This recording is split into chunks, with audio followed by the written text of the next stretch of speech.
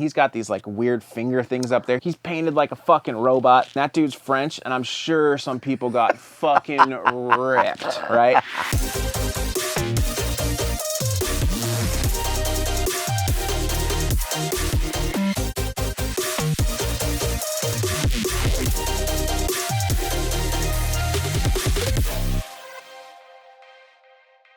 What's up, everybody? Welcome back to another Bad Boys episode. My name is Parker Excellence. My name is Danny Ferrari. And we are Excellent Sound. This is the Excellent Show. The Bad Boys of EDM. The Bad Boys of EDM, let's be real. There's a lot of fakes out there. There's a lot of imposters. We're the real ones. None of them have ever been to UFC classes. No. Maybe Castlevania. Yes, Dylan was, he teaches there, bro. Yeah. He teaches there. But we do street fights mainly. Yeah, we're in the streets. We got knives, we got switchblades, we got motorcycles and EDM, other things. dude. We got leather vests. Drug dealing and EDM. Yeah. But yeah, dude, we're feeling good this week. We're back from EDC. We performed on Friday night, which was insane. We had such a good time. We just wanted to talk about like our experience Yeah, we at got EDC. some thoughts. We have a ton of thoughts. We also have some conspiracies. We know that you guys love to listen to EDM that. conspiracies? Yeah, there's tons of EDM conspiracies. About EDC too. I got a couple about EDC that I didn't mention really? to you. Yeah, okay, I'm excited, man. Yeah. I'm excited. So, I mean, let's unpack, dude. Yeah. So we got to EDC. You got a hotel this year. Yep. We stayed at my aunt's house. We got the Airbnb, bro. We went the recession EDC trip. Yeah, this is the recession trip. By the way, they fucking changed things this year for the artist, and I'm not complaining because obviously it's an amazing experience. But our understanding is that if you're an artist and you want to go all weekends, they'll give you passes for the weekend, and then there's like a shuttle to take you there. And this year, all the artists had to pay for their shuttles. They were a little bit more. I don't like the word stingy because I don't feel like they were stingy, but they were a little bit more recession. It's a recession trip. Yeah, so they were definitely like, you know, a little bit more strict about certain policies as far as like who could ride the go-karts. Yeah, I mean, yeah, or you're who was riding like, yeah. like when you could, or if you had to pay for it. So we had to spend a little money, but it was totally worth it, obviously, because you know, we got out there and had a really good time. Yeah, something cool too. Maybe we can make a video about like all the expenses that go into playing something like EDC, because not just us, but every DJ that performs there has a ton of expenses. You know, some of them have to get helicopters. Yeah, they have to pay for all that pyro too. You know? So all that shit that you saw during the ISO knock set, like that was all them paying for it. Besides like the EDC fireworks that happened to be going off at the same time, which was really sick. We'll talk about that. A lot of people think that like EDC pays for these big artists to travel in on PJs and stuff, but like sometimes that's their only option to make the show on time because they have all these other things to do. So interesting topic. Yeah, people always think about that. So I think that could be a really cool breakdown video. And I'm also curious for you guys down below, like those of you that went to EDC, did it feel like things were a little bit more expensive this year for you as the show goer? Does it feel like there's like a recession? Because I know, like I said, just as like the artist playing, there were some things that maybe were taken care of that aren't this time around, at least for us. I'm sure it depends on the artist too, but for the guest, were things more expensive or was it pretty much the same? So I'm just kind of curious as far as that went. Yeah. But dude, let's talk about it. Our set was fucking insane, bro. Probably the best set we've ever played. We opened EDC. We opened EDC. Technically one of the worst set times, but I think it was honestly like it made me feel so much more comfortable. That, though, dude. It was. I know. I was too. I was so nervous. Like we pressed play. Yeah. We started our set and there was nobody there. Nobody there. Because nobody had been let in. They let them all in at 7 p.m. Yeah. We took the go-kart. We saw them like itching. Yeah. They were on the rails. The security guards are getting scared. They're about to lift the gates up and people go storming in at 7 o'clock.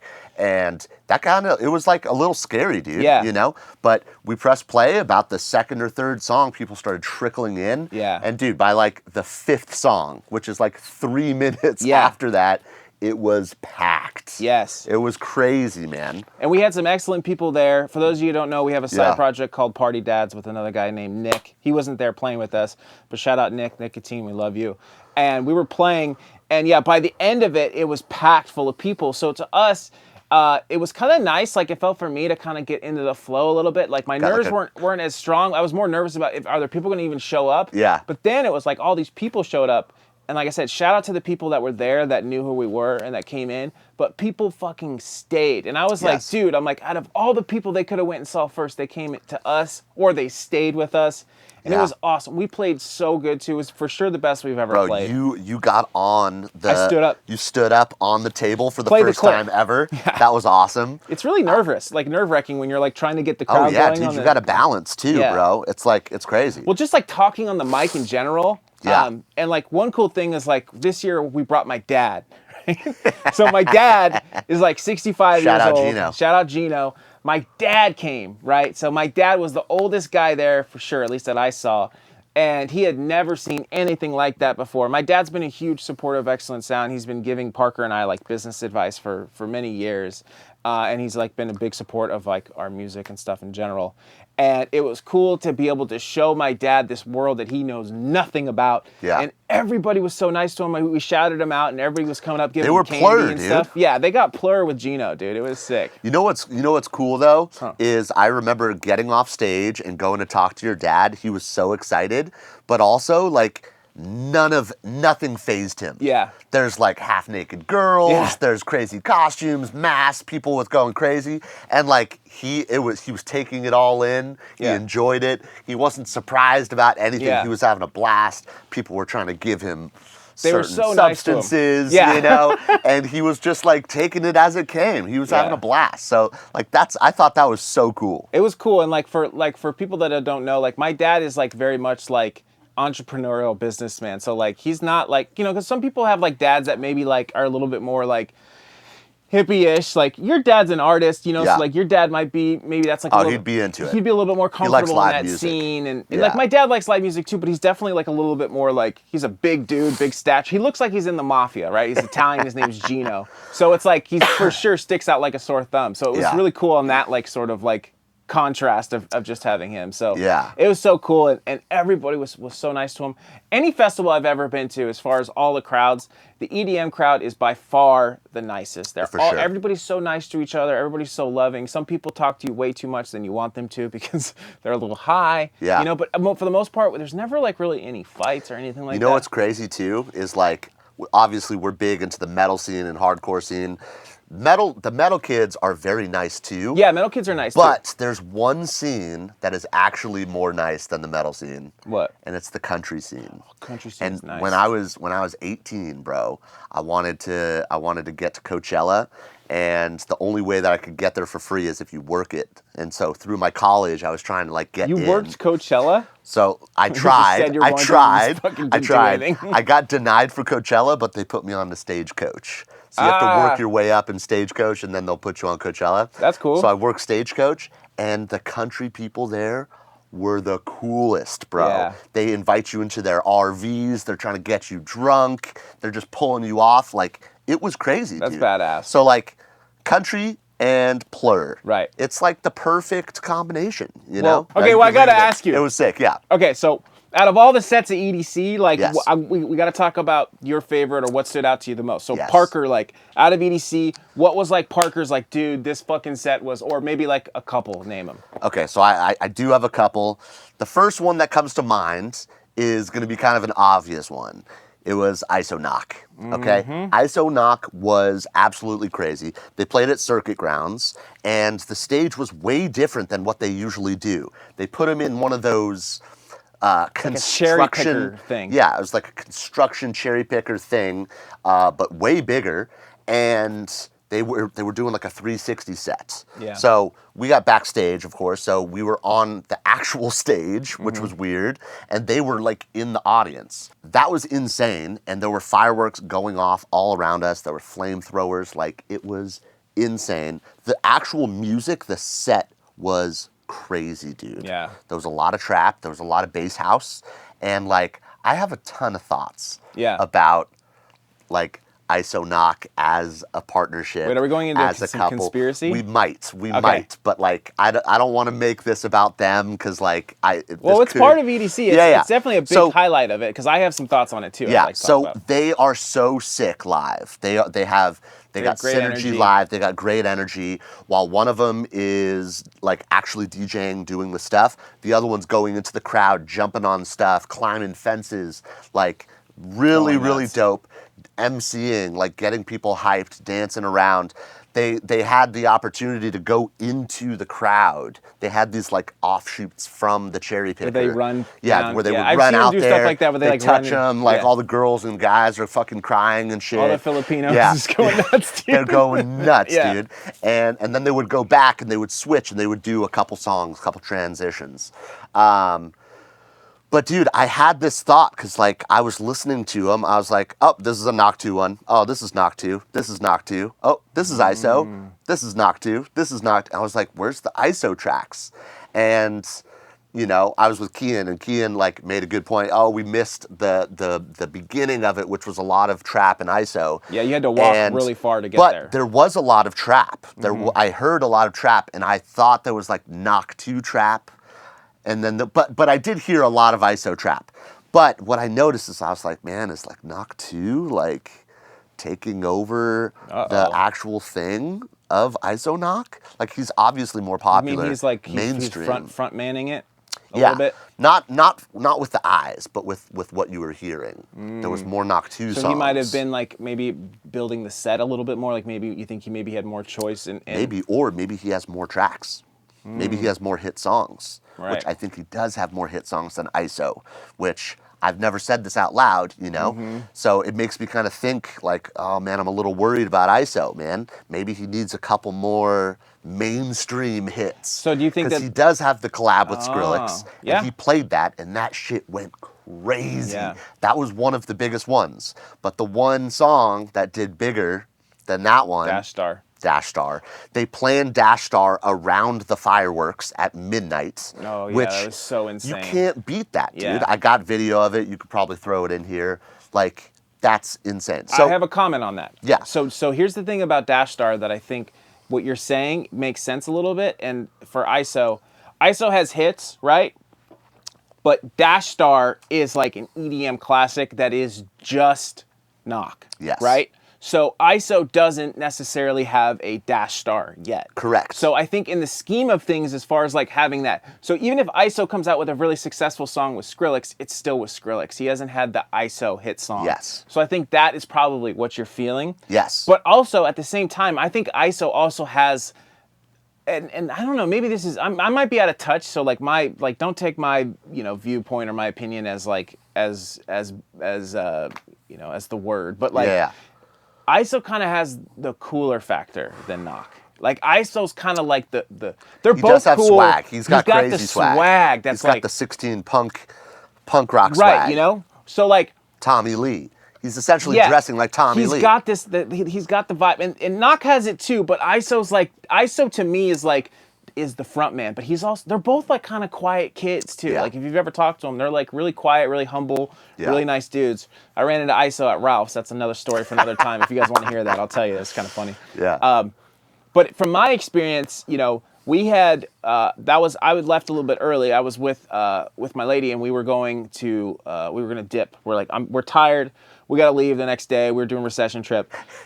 So as we're left, they're like, we're gonna catch ISO and knock. So we're like, all right, we're gonna take off. And as we're leaving, Kaylee was like, hey, like, you know what? I've never like really like looked at all like the EDC like activities and stuff. Can we just go check it out real quick? So I'm like, yeah, let's go.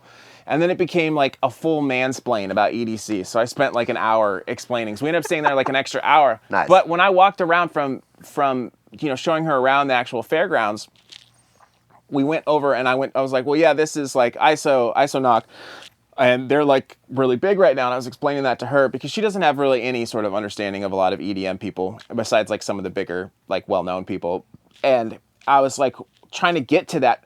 And Circuit Grounds, where they were, like Circuit Grounds is huge. Like it's one of the big stages. The crowd was spilling out of Circuit Ground. Like it was packed. Like people were, before that we were at Gestafelstein, and we'll talk about that too. But people like, as soon as the DJ Snake set had ended, which is where people were, where Gestafelstein was, they just 100, 1,000, Asians just left over to Circuit Ground. That's part of it. That's something to bring up, right, dude. We don't want to get racial, but no, it's true. They built a whole community which is awesome. The Asian migration, dude. gone. Asian migration. No desire to see Christopherson. We got to get to ISO knock, and it was like 20 minutes before they even went on. So you just see a mob of people. Obviously, there were white people there too, but it was mostly like they're hardcore fans. Yeah. So when I'm explaining this to Kaylee, and I'm like, yeah, like these guys are like the hottest things in EDM, and then I just got like a flashback to 3 years ago when we were at EDC when we first played the Boombox Art Car. Knock and ISO both played the Rhino Bus. And if you don't know, like these are small little stages that are out throughout downtown Disney, right? So we've since moved up to the EDC stage, and these guys are playing Circuit Ground, and it's, I mean, obviously that's not what we do, but it's completely packed, spilling out. I mean, these guys are at the top of the game, and not only that, so like Parker top of EDC. Yeah, top of EDC. It wasn't the biggest stage. It was not main stage. They're killing it, bro. Yes. So not only that, like Parker was explaining this too, and this is what we learned, is like when you see a performer at ADC and you see fireworks and pyro going off, the performer pays for that, just so you guys know. So like when you see them at a show and you see all this like pyro, cryo, CO2. whatever, CO2, all that stuff, confetti, they are paying for that. There's like a price sheet that they have to go down and they buy. ISO and Knock for sure spent the most amount of money. Now, it just so happened that the EDC fireworks were going off at the same time. That was planned. They right? They're the golden boys, Not only that, they had spent, for sure, there was fire going off the entire time when they were doing that. So those guys like put in and put on a show for everyone. So shout out them, because that was insane, bro. Yeah. And then, you know, we kind of was like, stayed for a little bit. It was really cool, man, because these guys are really, really doing something special and bringing back like some of the genres that we loved and also putting a new twist on it. Also, do they have a clothing company? Not yet. Okay, they do. Really? Yes. So well, that's a problem that I don't know about it. Okay. That's a problem. Well, I don't think anybody knows about it. This could be a conspiracy. I'm bringing up a conspiracy. Oh, okay. So I might have been researching some certain things for certain other reasons for you and I. Okay. And I found that there is a trademark. Jazz hands. For ISO Knock. And it says that it's a clothing distribution company. There's 2 trademarks. And it has the logo. I think that they're planning on putting out a clothing line. That doesn't surprise me at all. Do they for sure not have one? You would know. I would know for sure. I'm sure they have shirts. I think that they are. But like, dude, there's they a need trademark belts. on ISO Knock. They need belts. They need scarves for their back fucking pocket. Yes. Yeah. They need fucking, obviously, shirts. They have their own fashion design. They have like this Balenciaga look and shit. I just built the whole merch line right there, dude. Done. Scarves, You're belts, and fucking, that's it. So did I just like stumble across like a super secret? That. I think they might be doing a clothing line, and it would be sick. Bro, they're taking too fucking long with it. Yeah. I don't know what they're waiting on. They got a lot of already stuff going got on. the fucking clout. Maybe they're doing some fashion shit. The trademark is there, and it scenes. says it's for clothing. It barely mentions anything about music. Interesting. Yeah. I like that. So I like that a lot. Anyway, insane. They for sure killed it. Yeah. The other crazy thing about ISO Knock that was happening was Illenium was playing, and it started like in the middle of the sets, which that was the Asian migration, which was they were going from ISO Knock to Illenium, and Illenium was on the main stage. Yeah, he was at Kinetic Field. Yeah. Wasn't Illenium in Slander, or was it just Illenium? Was it a B2B or no? I think it was a B2B. I think, yeah. But they had drones in the sky for Illenium. Oh, so sick. They were doing the logo. It did the Firebird. Like, so cool. It was crazy, dude. And I thought that was so crazy. So all of the audience that spilled out for ISO Knock had a straight shot. It was the Golden Road to Kinetic Field. And, you know, it was pretty crazy. I just, you know, I didn't realize the lineup and the time slots for everything until Friday. So there was a lot of confusion and like hard decisions that we had to make, which was kind of unfortunate. But you know, the lineup was kind of weird. It was very weird. It was very weird. Like let's get into it. Let's talk about the lineup and some of the bad things. Versus Illenium. That's tough. That's a hard choice. The BROSTEP world has fallen into chaos. There is only one redeemer: excellent sound.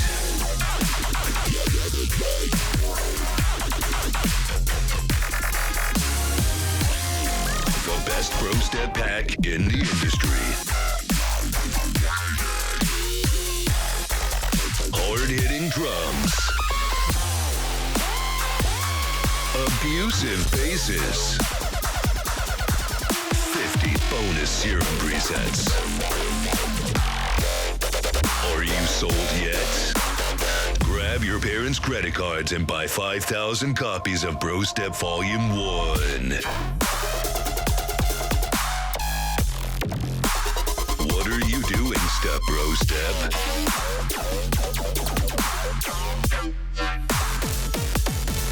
Cancel your Splice subscription. Buy BROSTEP Volume 1 today. It felt like, to us, and maybe this is just our opinion, and maybe it's just my opinion, but it felt like the lineup was weak this year compared to like the names that we like really wanted to see, right? So like the names that we were like, oh, like these are big names that are like in our vein, probably the same vein of excellent, was like Levity. Now Levity's blowing up. Levity's huge. We got to talk about them. Levity definitely played. Yes, they did, but I'm saying like those are the bigger names. It was crazy. It was fucking sick. ISO Knock, right? Afrojack, who's a big name. He's a homie, right?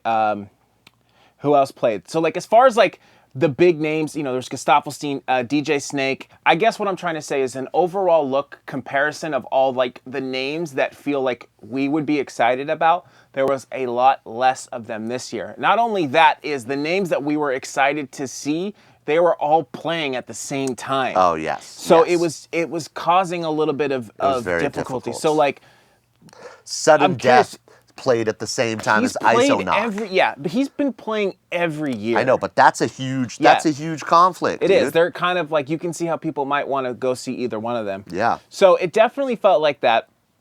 Also, I don't know if I'm allowed to talk about this, but I'm going to say it. Apparently, there's some rumors about EDC possibly maybe overselling some of their tickets to some people, and I don't know. I don't know if like this. I don't know about that, Danny, because there was not a lot of people this year. I didn't feel. I didn't fucking see anybody. Right. It was a recession trip, dude. Are there? Well, I guess I'm gonna ask you this. I didn't bump into anybody, dude. So did it feel like? It felt like the set? I'm curious what people think. Did it feel like the sets were a little less this year than the year before, as far as names?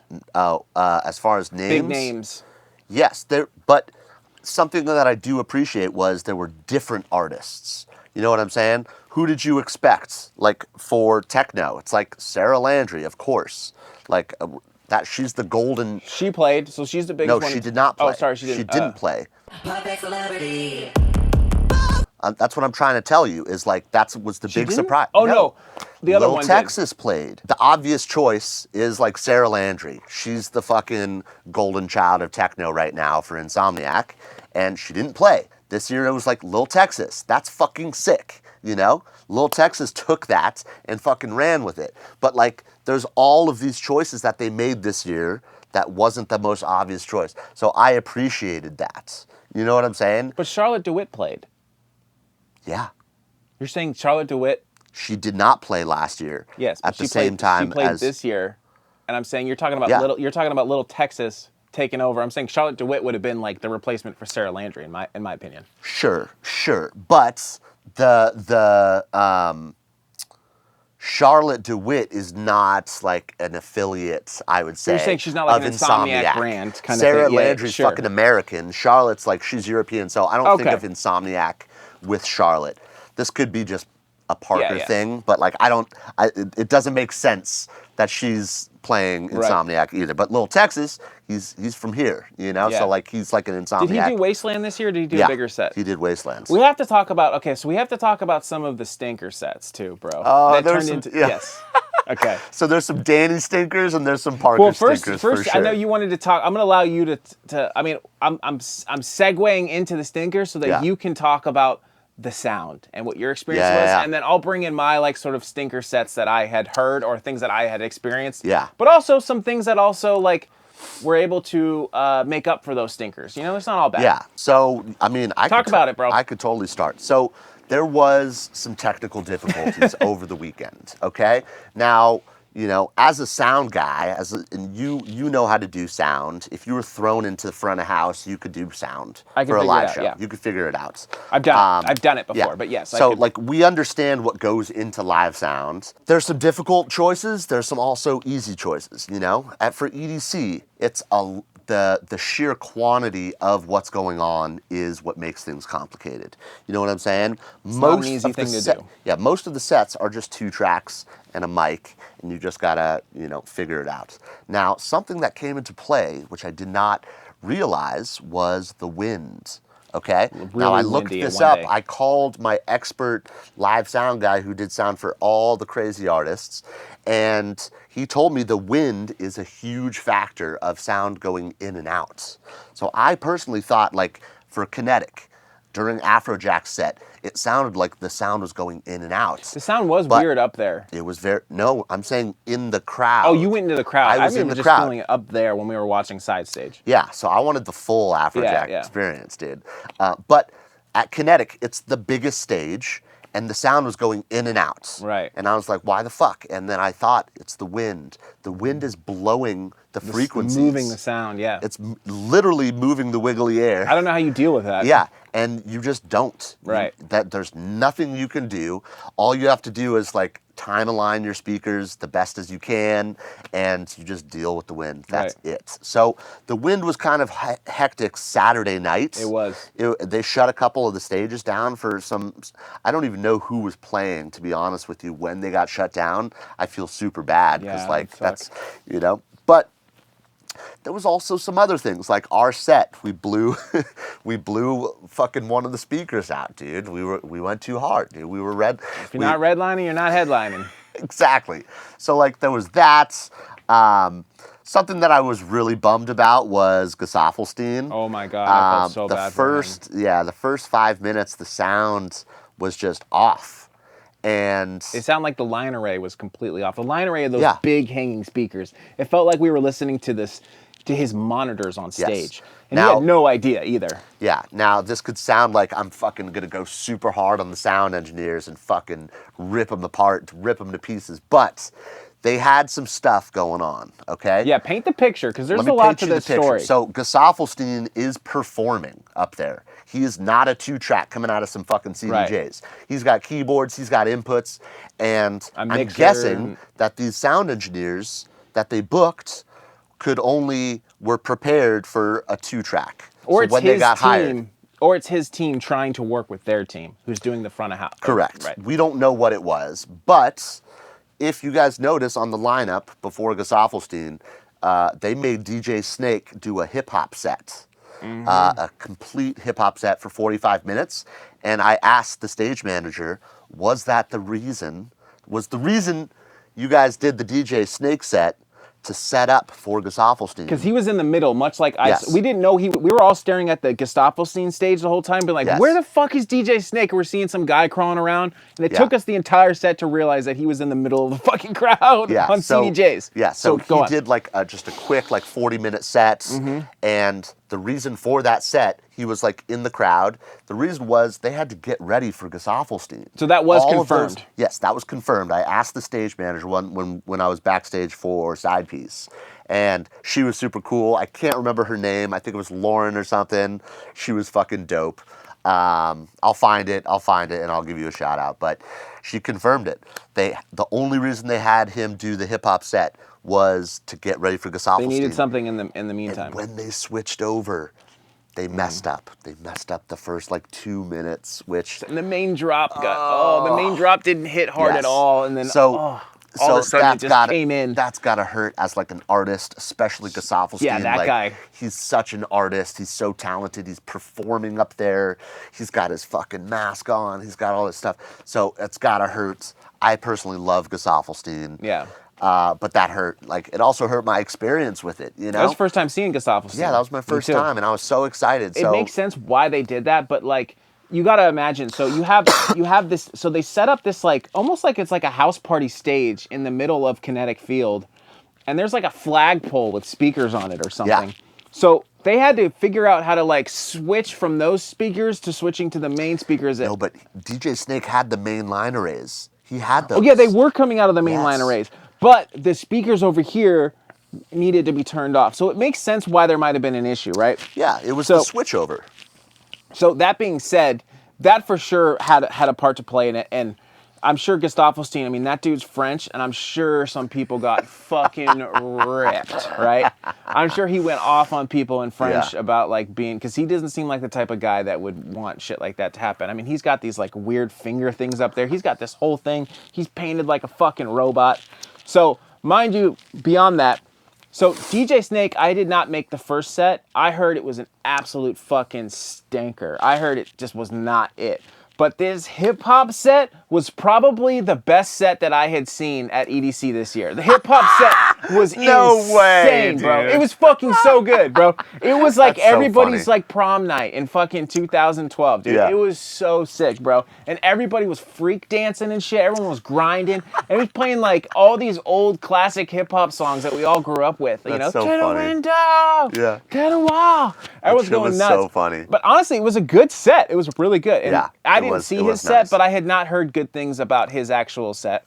The rumor on the street was he was going to bring a bunch of rappers out, which did not see a single rapper. Well, a rapper did come out, which I know you want to talk about. Yeah, I do want to talk about. We'll get there, but if you're an EDM producer and you need some serious sounds, make sure you guys go to excellencesound.com. They have everything you need, from serum presets, project files, remakes, and even free downloads for you guys. And check out all these different testimonials that all these heavy-hitting EDM producers are saying about excellencesound.com. And on top of that, use code TheExcellentShow at checkout to save 10% off your next purchase. I was very much looking forward to Gustaffelstein, but I had said this in the very beginning. I said, I know when we see Gustaffelstein, it's going to be 20 minutes of something, and I'm going to be like, this is really cool, and then I'm going to want to leave. Yeah. Right? And that's exactly what happened.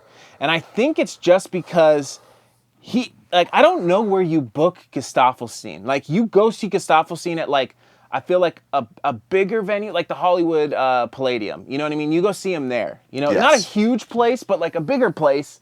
And then he puts on the show, and you're going to just see him. In the billing of the festival vibe, it's gotta be hard. It didn't feel.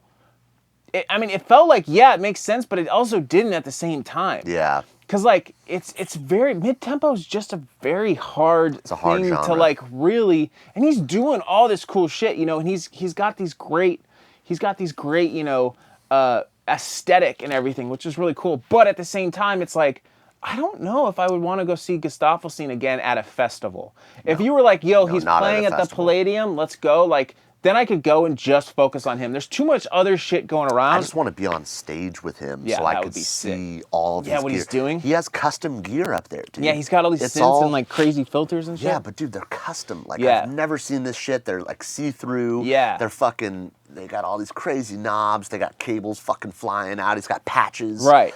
But in the setting, it got old really quick for you too, right? Like, so we just like, we're like, all right, we saw it, like, let's go. And I feel bad saying that because Gustaffelstein's a legend. But that's just true. That's, at least in the festival setting, it didn't feel like it worked. The other thing I had heard, which I was unfortunate that I missed, that I did want to see, was that one of the best sets was RL Grime. And for you were surprised. You didn't know that RL Grime is like one of the best fucking live DJs there is. Let me fucking tell you. Go off, King. RL Queen? I said King. Okay, good. I fixed myself. RL Grime was one of my favorite sets. And you were surprised too. And I was surprised because I forgot. You didn't know. I'll be honest, okay? Yeah. I forgot about RL Grime. Dude, that's okay. Okay? I almost wrote him off like years and years ago. I had to because tell you. When we were first starting Excellence, like it was a little bit before. Actually, it was probably like 4 years before, but like Love Sosa. You know, he fucking toured off of 2 remixes for fucking years, dude. Yeah. And that's but you didn't know about Clockwork.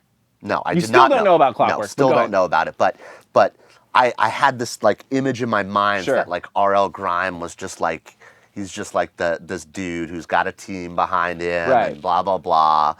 Like, of course, I have mad respect for RL Grime. Yeah. I know all of his music, but live-wise, I've never seen him live. Never seen I've never listened to. I've listened to his mixes. You've known about his Halloween sets, like those are legendary. Of course, yeah. I'm very familiar with R.L. Grime, but I never saw him live. Sure. I saw him, and he was throwing down so hard. The best mashups, the best 100%. drops. He's playing unreleased stuff. He's playing IDs from like super small artists.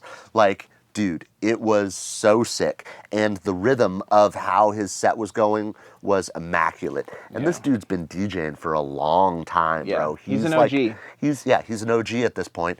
And I was so impressed. Yeah. So impressed, bro. I was trying to Shazam shit. Nothing's coming up. I'm partying out there. I'm looking around. Everybody's partying. It was crazy, dude. I'm glad you got to see have you seen RL Grime live? No, but I've only I know I have there's so many other things. It was like I got goosebumps, dude. When I was watching, he was playing his old shit. He updated that stuff. He fucking replaced all the drums. He fucking replaced some of the sounds to make it like modern. Bro, I knew it would be really good because I've listened to a lot of RL Grime, and I've also like listened to a lot of his like mixes and live mixes too. Yeah. So like he's a great reference for like how to DJ, and like I feel like it's like the one time where I'm just a little bit more educated on somebody than you, because normally you know way more, and I've been like trying to get you on the RL Grime train for like years. It feels like I just thought he was like I just thought he was like more of like a, you know, press play kind of guy. Yeah, no. Just to be honest. No, that's fair. I thought he was more of a press play kind of guy instead of like an actual DJ. But dude, his chops were crazy. We got to get him on, bro. Yeah, RL Grime. He'll come on, dude. Clockwork? Dude, Clockwork was sick, yeah, bro. I'm not sure. So was that your favorite set, you think, or your most surprise set for sure? That was my big. Actually, no, that was not my big surprise set. Oh. But that was one of my favorites for sure. I do have a surprise set, which was actually Bass Pod. It was like the last night. Oh, I know what you're gonna say. It was Enzo. Enzo, that's right. You loved that set. He was a big surprise to me. You know, I've known of him, but dude, he threw down some of the most musical stuff ever. Some of the wonkiest shit I've ever heard. Like, shout out Enzo. A couple quick mentions that were really sick. Levity was crazy. We gotta talk about Levity. Bass Pod, a quick mention. We gotta talk about Levity. No, for I'm saying Bass Pod was fucking popping. Yeah. I think it was the last. Was it Sunday night? Sunday night. It was the Sunday was good and Bass Friday Pod was good. Fucking nuts on Sunday. Yeah. We had Levity. We had Cranked at B2B Tape B. Getter was back there. Getter was just chilling. Getter was going Getter's on stage back, for baby. Sudden Death. Who else? We had Enzo. We had fucking Space Laces didn't play, did he? Oh no, we had Rusco. Right. B2B Caspa, which was fucking crazy. Bass Pod was stacked this year, and it was nuts, dude. Levity was having a fucking blast up there, dude. They were getting swarms backstage, dude. He's got sprouts all over his hat, dude. Got sprouted so many times. I got sprouted a couple times, dude. Can we just take a quick second just to talk about Levity, because we're getting the Levity boys on. We're making it happen. We're hopefully soon with summertime. Get Levity on. Yeah, they're coming on. A couple months. But like, my most favorite thing about EDC is like you get to see like what music is really coming up the next year. Is like you get to see what everyone's like playing a lot of, and you can be like, oh, like that's like if you're a producer and you're trying to figure out like what like lane to go in, if you are that way, or want to know like what's next up, like you go to EDC and you'll see, right? But also like to see like who is making the most waves. And this year, like obviously Levity's been on the come up, but like this year it is fucking apparent that Levity's about to have a ginormous fucking year, right? Yeah, they're gonna have a huge year. They're gonna have a huge fucking year, and we got to get them on before they fucking get way too cool for us. No, they're not. They're never gonna be. They're not like that at all. Those guys are super cool. They're all so sick. So yeah, so Levity, it's so cool to see those guys having a bunch of success. Also, like a trio, like that's so sick. Like to have a trio that's like an EDM. Yeah. And then obviously like the Knock 2 guys are just, the ISO Knock, is just on a fucking rocket ship right now. Like those guys just keep getting bigger and bigger. So super cool to see that like, for me, it's like when I see people winning that big in EDM, it makes me feel better of like, oh yeah, like EDM is still fucking thriving and there's still people coming up that are new and like getting to this meteoric level. Because a lot of times it feels like EDM is kind of like plateaued as far as like, you know, new artists come up and they get to a certain point and then they don't break through that barrier to be like on that like next level. You know, Subtronics is probably the last one that's like, in my mind, that have like maybe blasted through to like that upper tier level.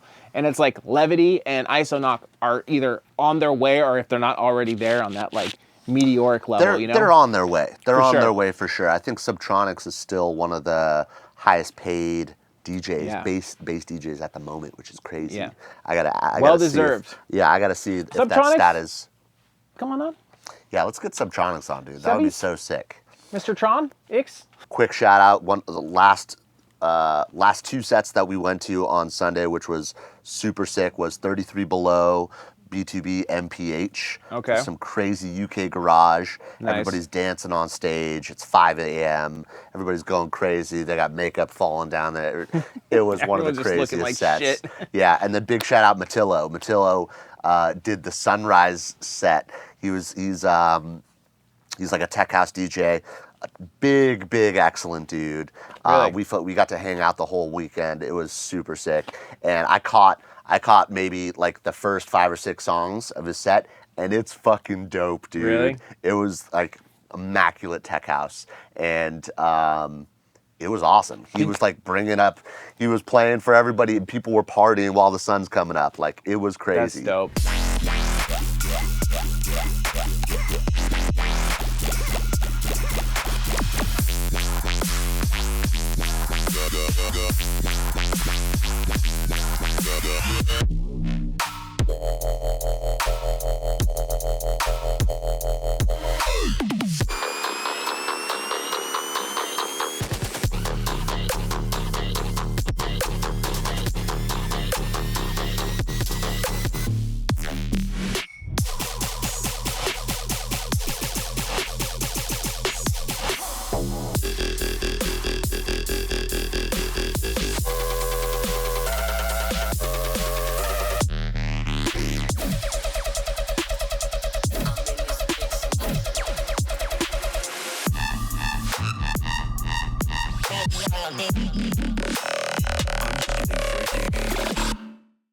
Before we close, you have to talk about fucking side piece, bro, because we didn't Yes. get to talk about that. So I don't want to forget about that. Yeah, So yeah. at least got to get that in. So, okay, Talk about so the side piece set, because that's insane, bro. Side piece was super sick. They played at Cosmic Meadow, and this stage is very notorious for I love Cosmic Meadow. I love it too. You're either on stage, backstage with everybody, or You're either allowed or you're not. Yes, if you or have an there's artist pass. nobody allowed. It's either like the artist wants to have a party back there, Right. or they want 0 people. So for side piece, obviously it's a party. So we ran into them and we got backstage, and it was a party on stage, dude.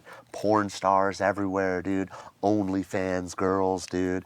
Everybody's freaking out, dude. Dancing, grinding. Everybody's bumping, having a grinding. blast, dude. And yeah, they played their Cash Out remix, and bro, Bobby Shmurda pops up so out sick. of nowhere, and it was the funniest thing, dude. He sprinted from backstage onto the stage. Rappers' intros are always Yes. so sick when they run out. Sprinted, Everyone goes nuts. Yeah. jumped on the table, started flexing on everybody. He had some crazy moves that he was doing, and then he sprinted off. He's out. Immediately, he was out, dude. That's sick. And then, He performed with them, right? yeah, he performed the song, and then they had like one last verse at the end. He sprinted back up on back. stage. He was back, and then they got some pictures, they got some video, and he was doing all this shit. And then he sprinted backstage to like the RV, and then we like casually left the stage after the set. Their set was so sick. Like, Yeah. they're the best. Those in tech boys throw house. down. Yeah. Shout out Ricky. Yeah. We love Ricky. And party favorite, dude. I've never met Party Favorite. Dylan, Yeah. that's his name though, right? Yeah, so I met him for the first time. Nice. He said that we met before and we hung out, and I don't remember that. But he was super dope. I was hanging out with them for a while, and we were just talking tech house, dude. And, That's awesome. And bro, they're like my favorite probably for tech Yeah. house, as far as like quality songwriting, remixes, just the vibe, dude. They're so good at it. You know why I like Side Piece so much too? Is Why? like, because these are two dudes that came from trap, right? And Yeah. then started, first off, the best name ever. Side Piece is amazing, Yeah, right? you can't get better than that. So they got Side Piece, and it's a side project, and these two guys who are both incredible producers in their own right in the trap scene come together and make something completely fresh and new in this tech house scene. Yeah. Like bring, because not that tech house guys, obviously like Chris Lake and guys like that, like those guys are so technically good, but they're not technically good like trap artists are technically good. So it's like this fresh take on tech house, you know what I mean? So it's really, really nice to see those guys winning. And they dropped a trap song. They did? As side piece. Damn, I wish I would have caught it. As fucking side piece, dude. That's sick. And there was like 3 or 4 like trap moments, and I went up to Ricky after. I was like, dude, I got goosebumps when you guys dropped it to trap. I was love like, Ricky, man. It must have been so sick for you guys because I know that's in their blood. Yeah. That fucking flows to get in that their out there. veins, dude. And when they dropped it, it went crazy, dude. They had fireworks, and people were into it. Really? The Did they tech house, speed it dude- up? Like, how did they do it? No, dude. They just did it at 1:30. Oh, okay. There's a 130 trap song. Yeah. They did it at 1:30, That's cool. and it fucking 130 trap is dope. 1:30 trap is fucking sick. Yeah. It was crazy, bro. Dude, that's awesome. Yeah, definitely a good EDC this year. I have one more question for you, I think, before we wrap up, if that's okay. Yeah. Okay, maybe we go down a little conspiracy lane here. Oh, you know I love conspiracies. Do you think we'll ever get Skrillex at EDC again? I feel like there's something going on there. Like, why? Okay, so he plays Ultra, right? Comes back and He's he always chooses... bringing Skrillex up. And, yes, we have to, for the views. Yep. So he plays Ultra, right? And Ultra goes down, and he plays this massive set, and then he does this Red Rocks, Skrill at Red Rocks, right? And it's I'll insane. tell you, that is why. There is no Skrillex at EDC in I don't know how many years. Like, That's why. There's got to be something going You on. answered it yourself. What? It was Red Rocks. They played the week fucking before EDC. You can't do that. But There's a radius clause, dude. No. When is the last time Skrillex has played EDC? I'm looking it up right now. Fucking years ago, dude. Right? So is there beef? He plays them outside of the country.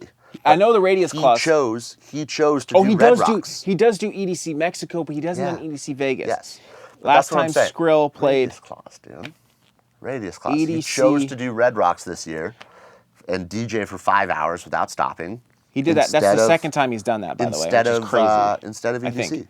you know? Okay, so the last time he played was in 2019, and it was a surprise appearance at Circuit Ground, which every year we all think Skrillex is going to be a surprise guest and never shows up. No, but that's I think that also 6 years. It keeps his underground thing because obviously But Ultra he's the is biggest. huge, though.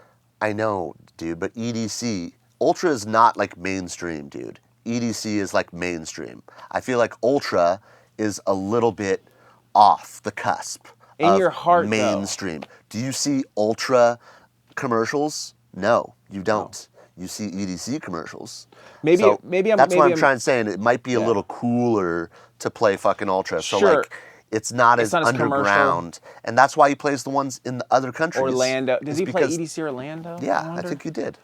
I got to look this up. Maybe But- so you think I'm reaching here? You don't think there's anything like... No, I don't think you're reaching, Danny. I think that he chose to do Red Rocks instead, but also for the 6 years, you got to remember he wasn't doing music. True, he wasn't dude. putting anything out. That's true. He's just started doing it, and I- he's making these hard decisions, dude. I just want to see him back at EDC one year. It would be awesome. I know it would be great. sick. It would Bring be the great. fucking spaceship back. Like, let's do it, bro. Yeah.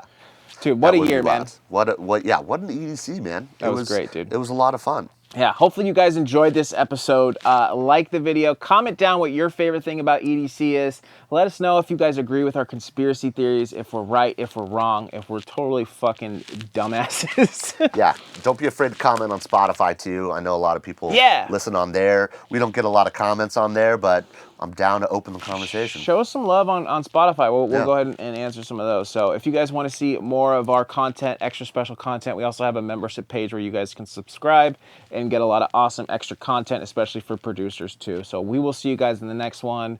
The Bad Boys of EDM, bro. We're out, bro. Yeah, we're out of here. Peace.